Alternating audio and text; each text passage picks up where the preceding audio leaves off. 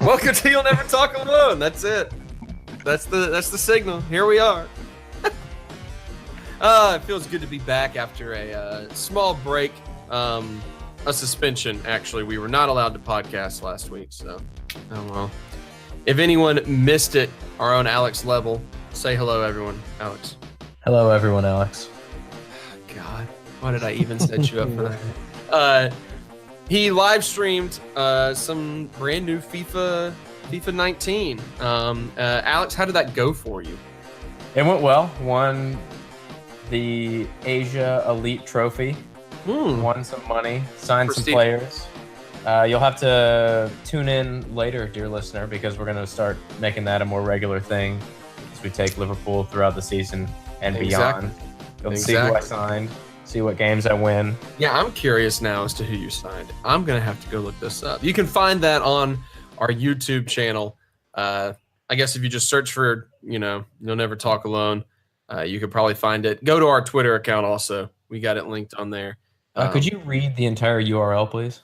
Yeah, I mean, you got to give me just a second to pull it up, but I'm about to. You don't have to do that. No, it's happening now. This is just what we got to do. You can cut some of this. Andrew, how are you? I'm great. I actually watched portions of Alex's live stream. Nice. I give a little color commentary, so makes it worth watching. It was very helpful. I noticed that you asked for his social security number at one point. Yeah. So that's good.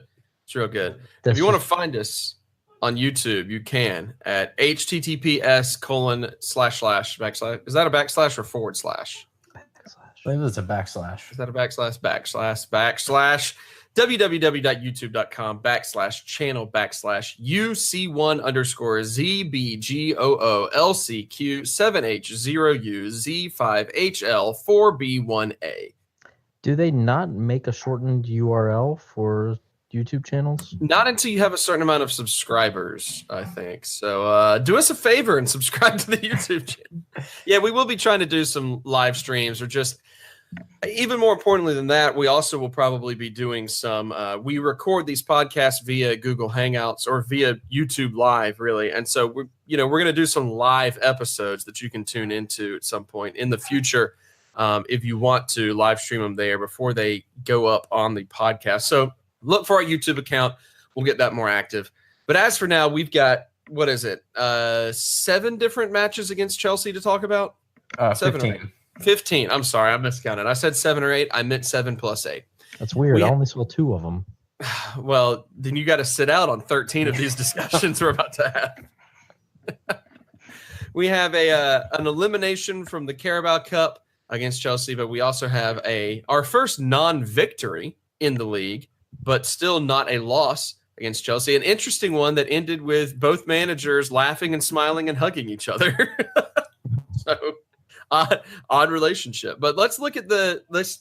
Alex, I believe you said it pretty well. You said these were fairly similar matches in the way they ended up playing out. Why don't you talk a little bit about what you mean by that? So on an individual basis, we didn't look good, especially in the second match. Like we couldn't. I've never seen. We've brought it up before. I've never seen a team struggle so consistently as a unit to take first touches or execute passes. I don't know what it is, but there is just at least 1 or 2 games a season where we just forget how to play soccer.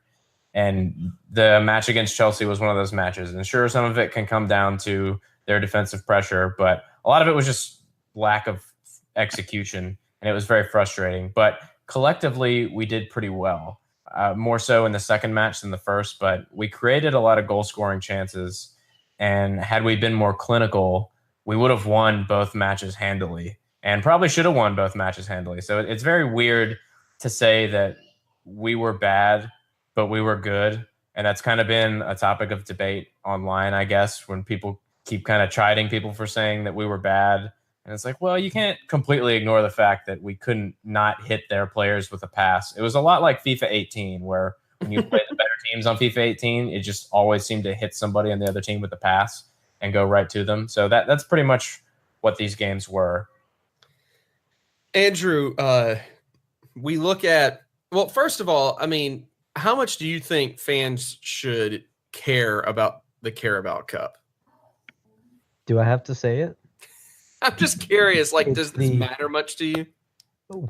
Well, us fans like to call it the "I don't care about it" cup. Oh, got him. I mean, it sucks to go out of any cup. It doesn't really matter what cup it is. I would rather lose this one than the FA or the Champions League, but Sure. you want to win them all, Yeah, it's like a Pokemon situation. especially going out in a row. Say that last line again. Especially going out early 2 years in a row. To Blue Yeah. Boys. Yeah.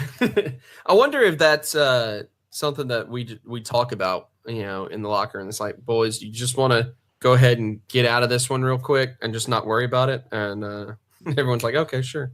Now, Daniel Sturridge got 2 goals between both matches, 2 big ones. Eden Hazard for Chelsea, on the other hand, also it seems like, returning to form a little bit after about a year in which he was, inconsequential for Chelsea in a large part. But Andrew, talk about Daniel Sturridge just a little bit here, and the significance of him getting 2 goals between the 2 matches, and in particular that equalizer in the second match, which we'll get to in more detail in a little bit. But the importance of Danny Sturridge right now and the way that he is performing for us. I think I might go against the grain a little bit here. Ooh. It's great that he's performing. I mean, the goal in the second game was really important. Obviously, that was incredible. But I wouldn't say it's like the most important thing. I mean, it's great that we have someone that can come in when our front 3 are struggling, but our front 3 should be able to score those. Right. We should have put in, three goals probably before Daniel Sturridge even came in. Now, the fact that he can come in and do it is great, but we shouldn't have to rely on an 89th minute incredible goal that he wouldn't score 99 out of the other 100 times. It's like he had practice in the midweek game, came out and scored an amazing goal. I don't want to understate that. But he practiced that shot in the first game, exact same shot. He just went a little bit over the bar.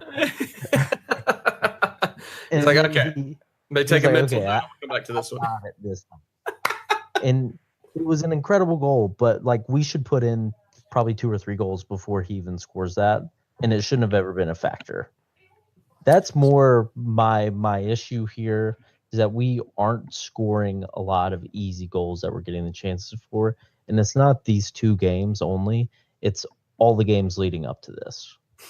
Yeah, I feel like we've talked a little bit about that in some previous episodes about how even if we are winning matches, there's been at least a few of them in which we're winning ugly.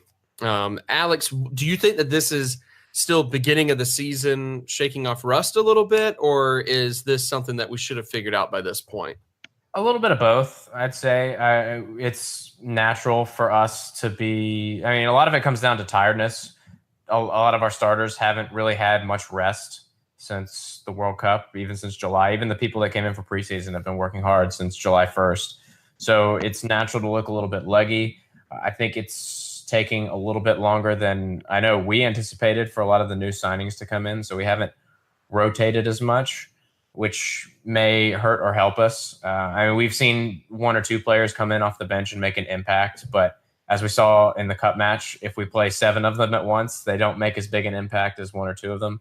So I think it's a little bit of both. I'm not too worried because we're still undefeated in the league. And despite us not executing in the final third, we're still creating those chances. And it would be a lot more worrying if we weren't creating those chances.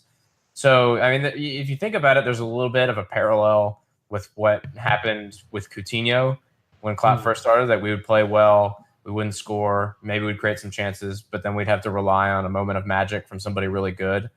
But that was more of a negative. That was, we are completely frustrated and we can't really create anything. And so Phil bails us out. Where this was, we're creating a bunch, we keep screwing up, Sturridge doesn't screw up. I mean, he screwed up once in the cup match where he rounded the keeper and couldn't finish, but then scored the much harder chance with the scissor kick.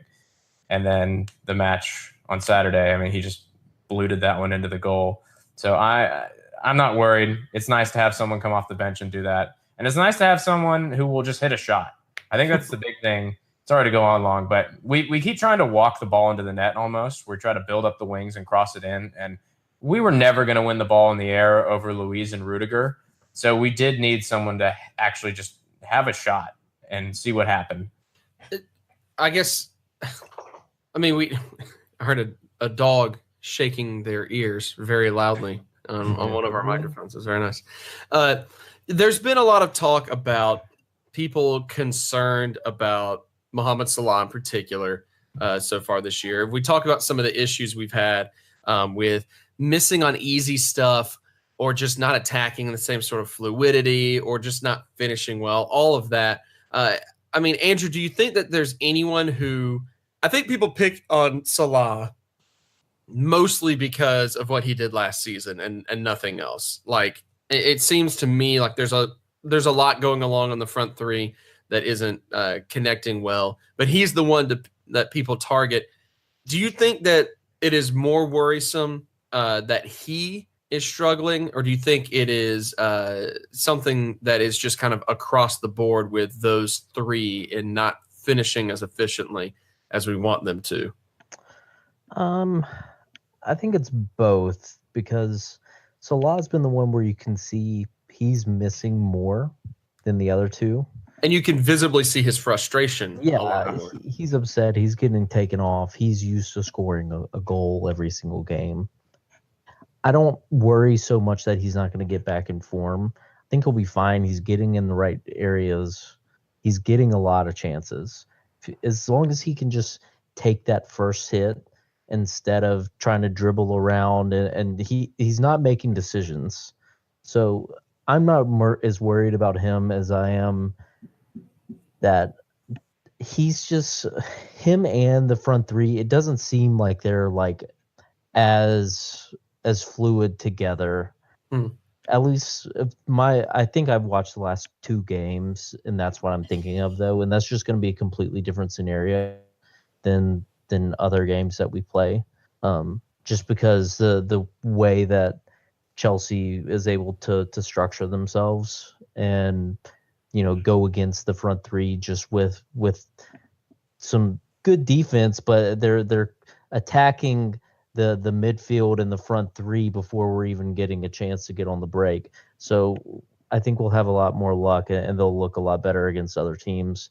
Mane is not really passing as often as we would like, but I think that's just him being, you know, excited and being confident in himself. Maybe it's overconfidence, but I like to see someone who will take shots and not, you know, always be looking for the second man. Yeah, fully agreed. I mean, you kind of want your players to be, if you have to choose between overconfident or like completely lacking confidence, you want to go overconfident. I don't think anyone says, oh yeah, that they would prefer their player to completely lack, you know, to be gun shy, to completely lack all their confidence, as much as being overconfident can get in the way of things. So at least he's kind of on that side of the issue some of the times. But it is, yeah, it's something that you can't, it's an issue that you have to address when you're sitting here right in the thick of such a difficult part of the season, such a difficult part of the schedule. And I mean, we've been managing the difficult part pretty well. Before we get into that, let's pay just a little bit of respect to our recent opponent. Alex, there's only 3 teams without a loss so far in the league. We kind of expected Man City to be who they are. We're pleased with our performances so far. But Chelsea, under Mauricio Sarri, able to right the ship very quickly, it seems. How important or how significant has he been for them right now, since you're the guy who keeps up with the rest of Europe a lot more than the rest of us on the podcast? I mean, he's completely changed them. You could see in the way they played how quick and technical they were able to move the ball around. You could see not only their commitment, but their ability to pass out of the back. They were forming triangles. They were running our front three ragged a little bit when they were stepping up to press. And when they got their goal, it was just ruthless and clinical how quickly they were able to combine. And I mean, they've brought in players that fit their style, especially Kovacic. When he came in, I kind of thought he would be the Sarri's new version of Hamšík, except without the goals, just because he bridges that defense and attack so well, and he doesn't really lose the ball very often. But they were at a completely different level. Even though they did beat us last year towards the end of the season, they were much better this time. He's getting the most out of his players. And you could see that not just with Hazard and Kovacic, but with someone like Willian, who absolutely bossed Andy Robertson. And this is the first time I can really remember Robertson being just bettered. Someone got the best of him, and Willian did for most of the match. He was able to take advantage of that space in behind. He pulled that sick move on him in the box, and luckily we blocked the cross off. But him exploiting that space behind Andy and taking advantage of him pushing up and just being faster than him kind of put our entire midfield off balance, because Milner was having to drift way out. And that was one thing that really stood out in the second match, was that I barely even saw James Milner in the first half at all, because he was doing so much covering and so much supporting of our left back that he wasn't really able to join into the attack and build into the attack and work the ball around in the midfield. That was mostly Gini. And that also led to there being a lot of space for their quick goals. So fair play to them for taking to his strict ideals very quickly. It's happening a lot faster than I thought it would, even though these are good players. It's just, they're definitely one to watch out for, and they low-key became a title contender when everybody kind of said, oh, this is a bit of a write-off in terms of title challenge for them. Going back to the schedule, I mean, I'm looking – sorry, I had to find the dates real quick. You know, you go back to the middle of September, about the 18th. No, you go back before that. The 15th, we have the victory over Tottenham. Even at the beginning of September, I mean, Leicester City is not the, title contending Leicester City or title winning in Leicester City from a few years ago, but you still can't overlook Leicester City. So a victory against them, a victory against Tottenham, victory against PSG, victory against Southampton leading up to the Carabao Cup loss and then the draw in the league. We're getting up on the tail end of that really brutal September-October stretch. Obviously, the Champions League match coming up this week. And then the league match against Man City kind of wraps things up as far as the brutal stretch before we have Huddersfield, Red Star, and Cardiff at the end of October. Andrew, our performances so far in this stretch have been, as mentioned, mostly victories, aside from the one Carabao loss and the one draw against, one of the other two undefeated teams in the league. How significant has our performance in this stretch till now been when you look at the grand scheme of how the rest of the title race we would think would pan out?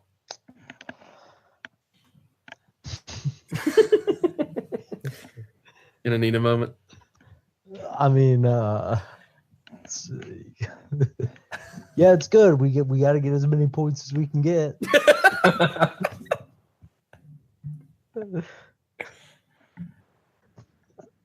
Thank you, Andrew.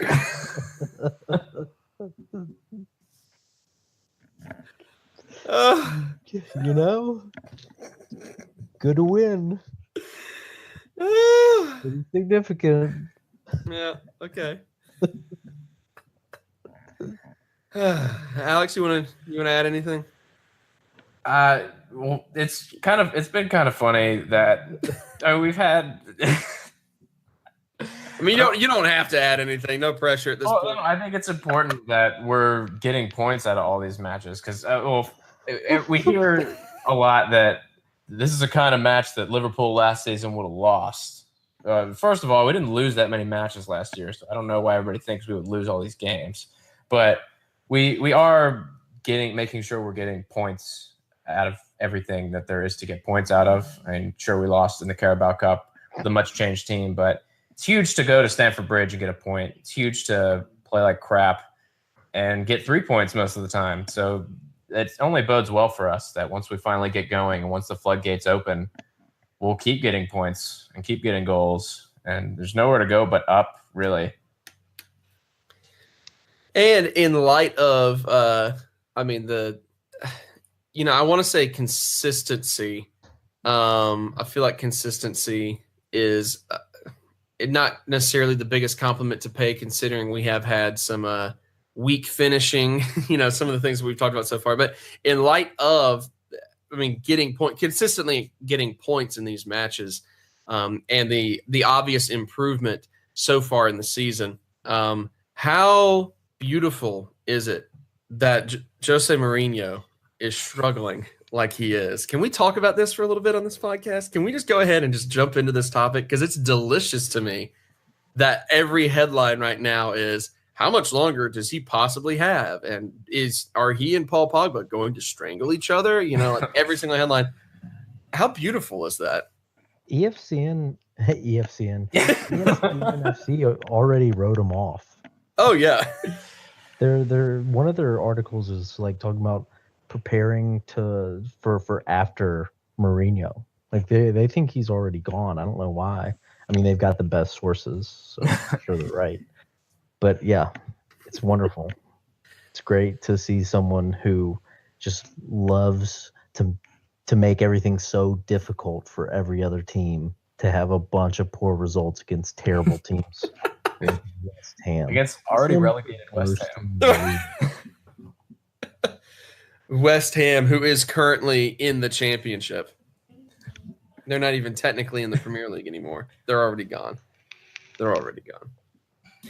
All right, gentlemen, shall we look ahead a little bit here? Does that sound reasonable? I would like to talk about Henderson. Okay, please do. Take it away. Jordan Henderson was terrible. He's been terrible. Every game he's played this year. I haven't seen anything good out of Jordan Henderson in any of these big games. I mean, he had like the great goal against Chelsea. What was that? Last year, the first game last year? It was two seasons ago. Two seasons ago, yeah. Alex and I were looking at his stats. James Milner had more assists, had the same amount of assists last year in the Champions League as Jordan Henderson has had in the last 3 years. Wow. He plays in the midfield and doesn't really offer anything moving forward. I used to talk about him and say, well, yeah, he's our workhorse in the midfield. He can go boss people around. Milner can do the exact same thing and offer offensive movements in any way, shape, or form. Highly offensive movements. That's instantly where my brain went for some reason. No, I was having a conversation with friend of the podcast, Lee Farr, the other day, and he jokingly referred to Jordan Henderson as being like basically being like every Alabama quarterback before this season who like only exists to hike the ball from the center and like not make a mistake, like that's pretty much what he does. Not really gonna blow the stats up. I don't know. And granted, I've been incredibly busy, so I haven't necessarily been like this past week was busy at work. I wasn't necessarily watching the matches really closely to pinpoint on everything, more so just keeping up with what was going on. So I can't critique his current form myself, but it's been a topic that's been brought up, I feel like, over the past couple of seasons about like, where is he, especially, after this whole plantar fasciitis issue that, is something that kind of stays with you off and on forever, it seems. I don't know. Alex, do you agree that Henderson has just struggled right now? Or is this kind of a hinting at, I guess not, do you agree? No one said. Yeah. Do you think that he's struggling right now, or is this hinting at a much bigger issue? I think I don't know about struggling, if it's the right term. I just don't know.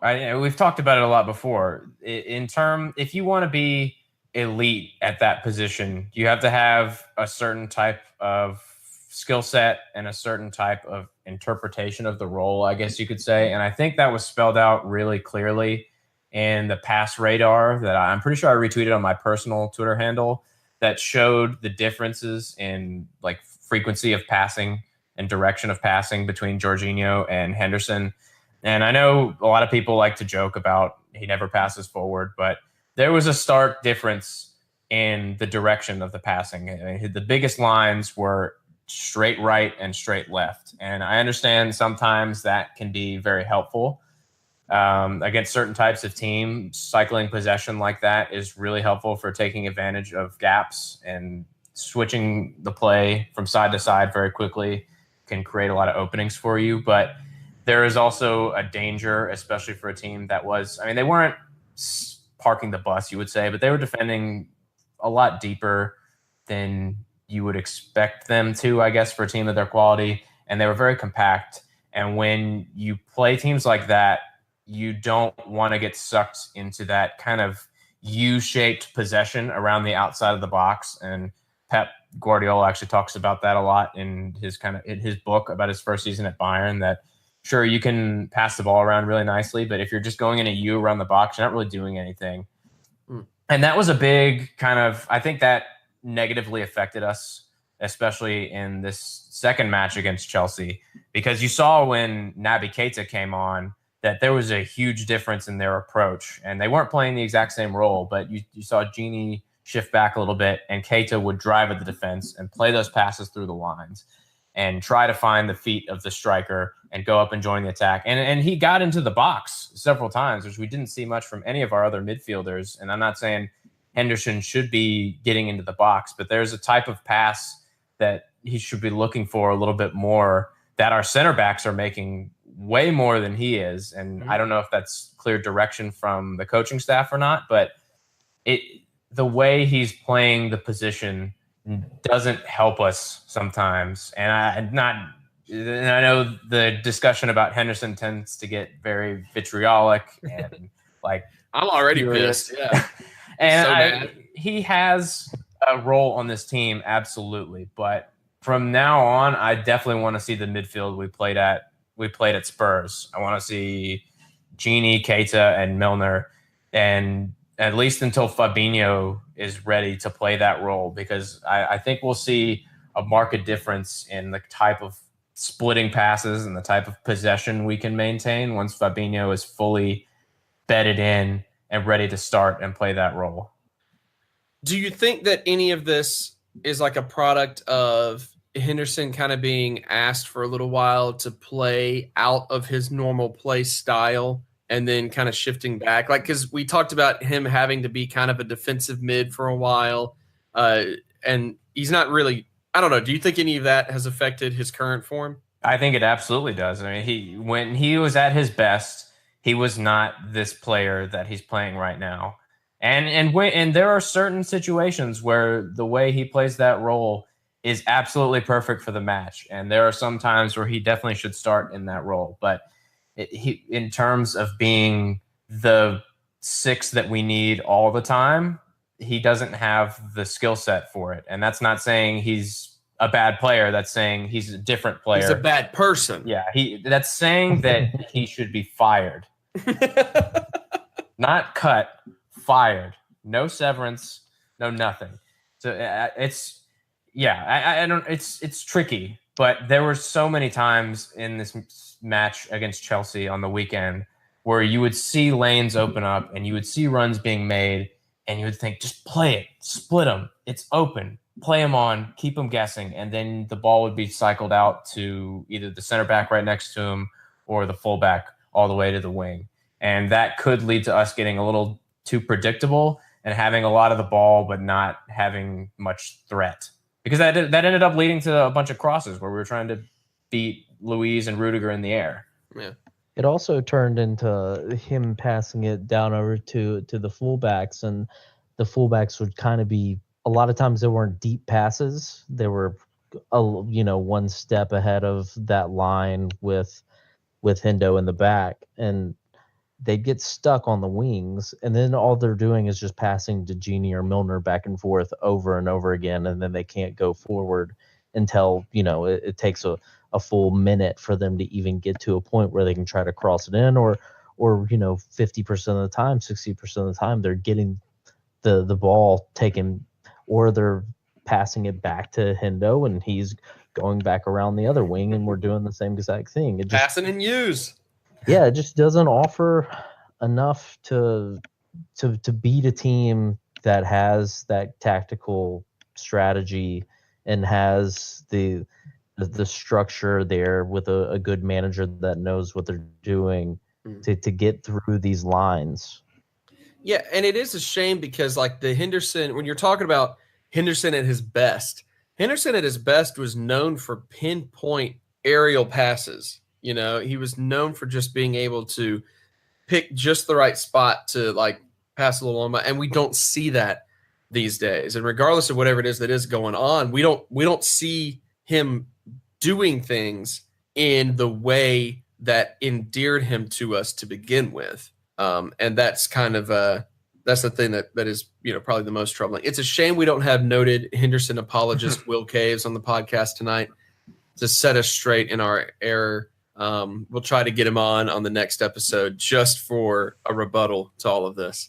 But well, and I guess I'd say, especially in the match where, like we talked about, where Milner was having to do a lot besides what he has been doing best and supplying our front three in helpful ways. He was having to cover a lot defensively. He was getting sucked out wide a lot. That's where you need someone in that role to step up and cover both responsibilities attacking wise, and we just weren't getting that. And yeah, like I said, he doesn't deserve to never play again. But I have a feeling that when we see Fabinho play that role, when he's fully up to speed, we'll see a lot of what we've been missing. I do think that he deserves to never suit up again. Never again. I think he's the worst I've ever seen. Yeah, it's an interesting discussion, and I tell you what, it's going to make me pay significantly more attention to what he does in the next match before we have our next episode, just to see what's going on here. I do wonder if maybe Fabinho getting into match fitness and seeing significant playing time, if that wouldn't work out to Henderson's favor. Move him back up. Yeah, in that we get to move him back up. That would be the logical conclusion here, for sure. But let's look ahead real quick to kind of wrap up this episode, and we'll jump back on the Henderson, the public humiliation the hell of out of Henderson, the public stoning of Jordan Henderson, apparently by the masses. No, we'll jump back on that next time. But looking ahead, our next opponent is, of course, on the 3rd against Napoli in the Champions League. Napoli coming out of similar run of form as us in terms of win, loss, draw numbers, just in a different order. You go back to September 15th, they had a 1-0 victory over Fiorentina, a 0-0 draw with Red Star Belgrade in the Champions League, 3-1 victory over Torino, 3-0 victory over Chicken Parmesan, and then a loss 3-1 to Juventus. Lasagna Town. Most recent. Totino's Pizza Rolls. Yeah, that's right. 3-1 over Totino's Pizza Rolls, 3-0 over Chicken Parm, and then a 3-1 loss to Juventus. Is how that's pronounced. As we all know, that is the new home of Juventus legend and star Emre Can.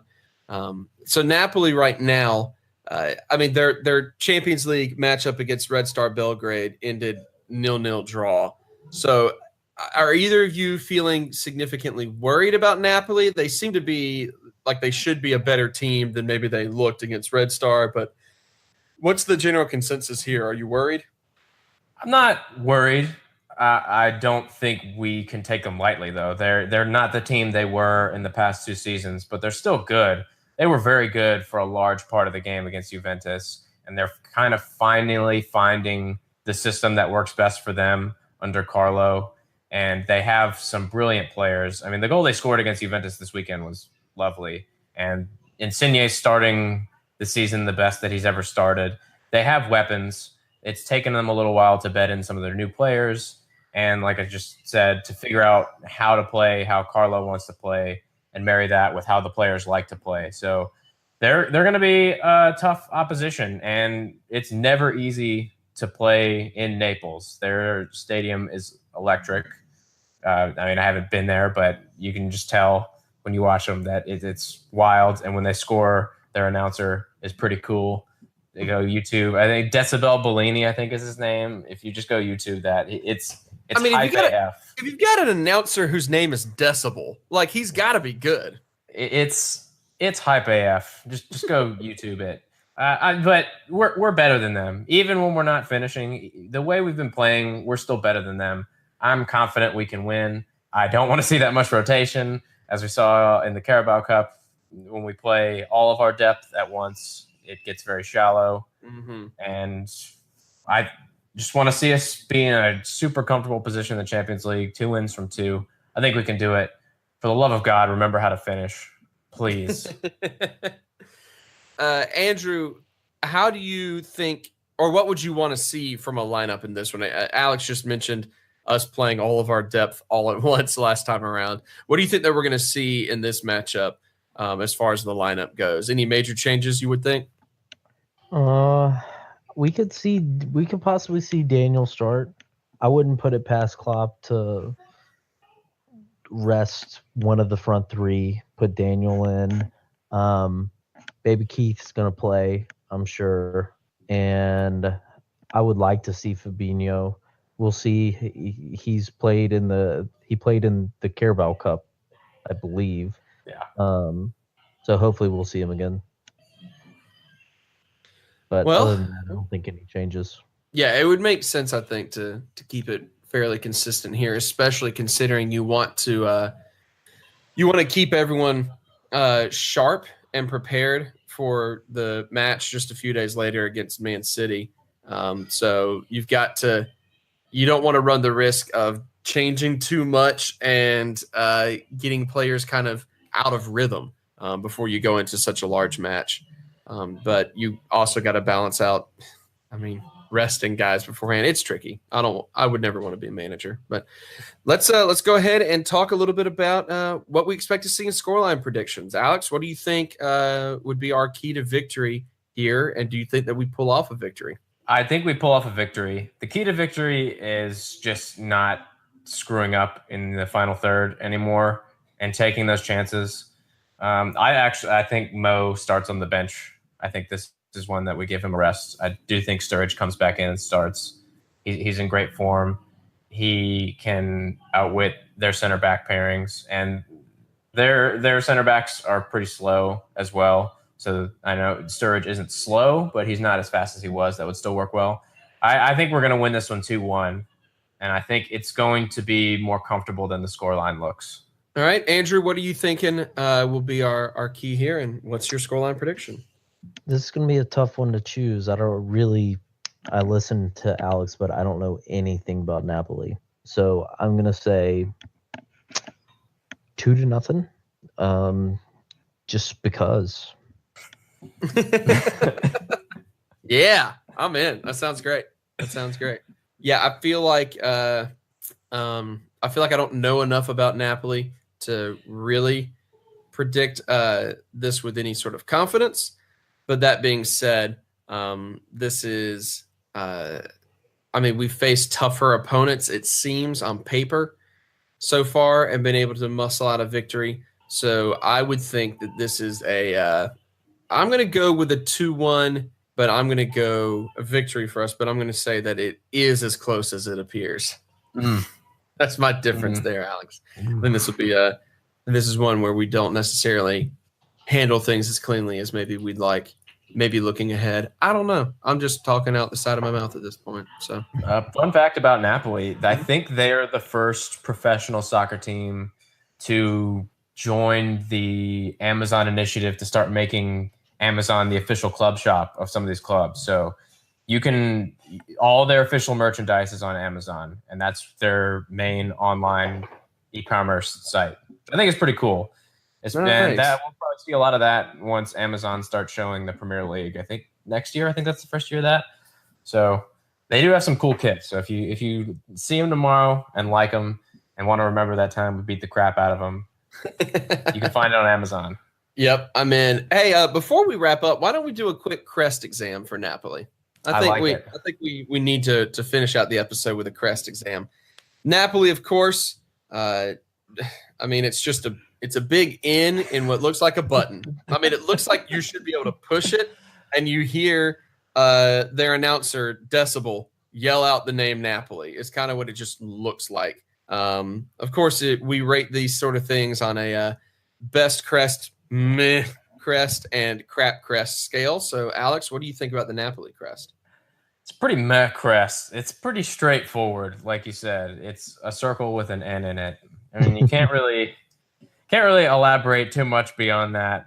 I think it's cool just because they're a cool team. They got a lot of history, and they had an old crest that was a horse on a ball with their acronym around it, which I think was more ornate. But it's AC Napoli at that point in time. I just had that one pulled up in front of me. I mean, it's hard to knock it because it's simple and it's not dumb. It's just straightforward. It looks like what the Pez version of their logo should look like. Right. They just made it their real version. So yeah, good for them. All right, how about you, Andrew? What do you think of this crest? I mean, it's a big circle with an N in it.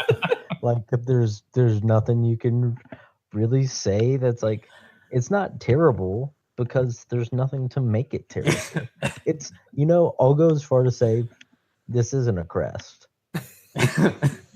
It's just a circle with an N in it. Now they used to have like the horse on a soccer ball. There's like some ones with a big N in what looks like a banner kind of, and it said Napoli across the top. But there's nothing about it that I can really say. I like blue.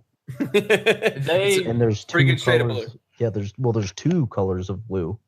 So and they've done some cool stuff with their jerseys in the past. I'm sure y'all have seen them before, but they had their third kit that was like fake denim.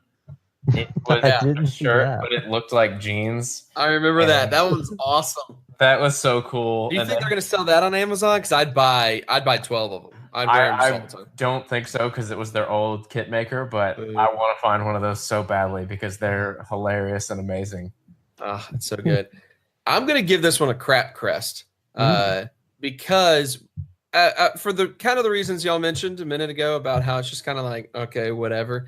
But until I looked at it closely right now, I never realized that it has a 3D texturing to it.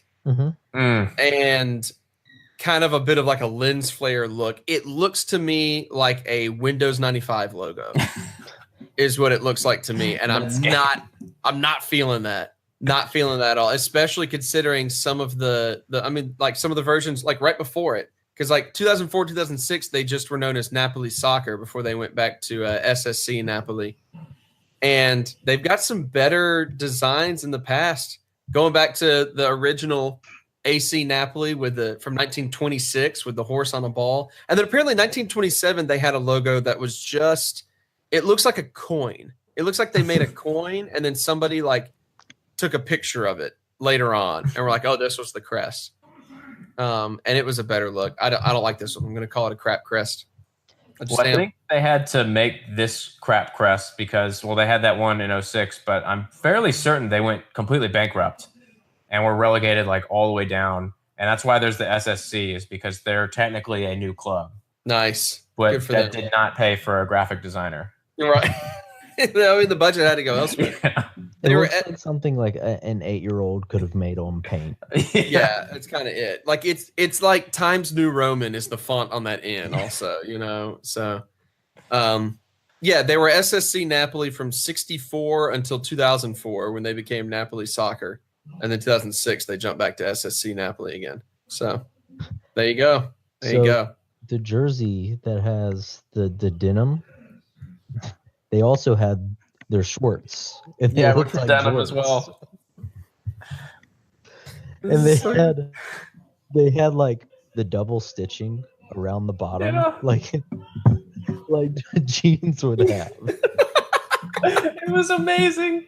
It's so good. It's just one of the best I've ever seen. I need to find a place where I can buy it because I'd completely forgotten about it. And these days, I'm much more into impulse purchases, and so I feel like this needs to happen. But you could just get a pair of Jinkos and So slapping in on hop in Microsoft Paint, make a quick Napoli logo, and print it out. And there we go. We're good to go. They were thinking of the bootleggers when they made this crest. Oh, it's so good. They also had good. one of the worst that I've ever seen. It was like yellow, gray, and navy camo. Yeah, that was terrible. Disgusting. That sounds pretty good. Eesh. All right, I think we need to go ahead and get out of this episode.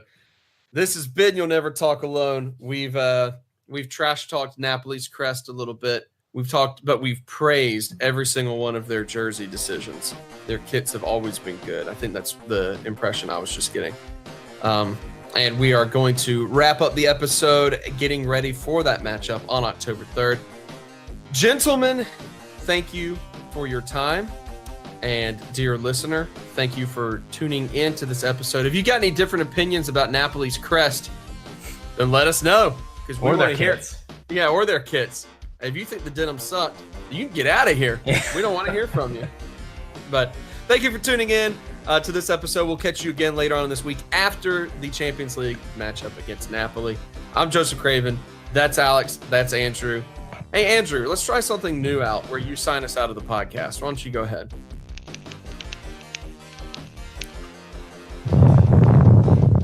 Thanks for listening.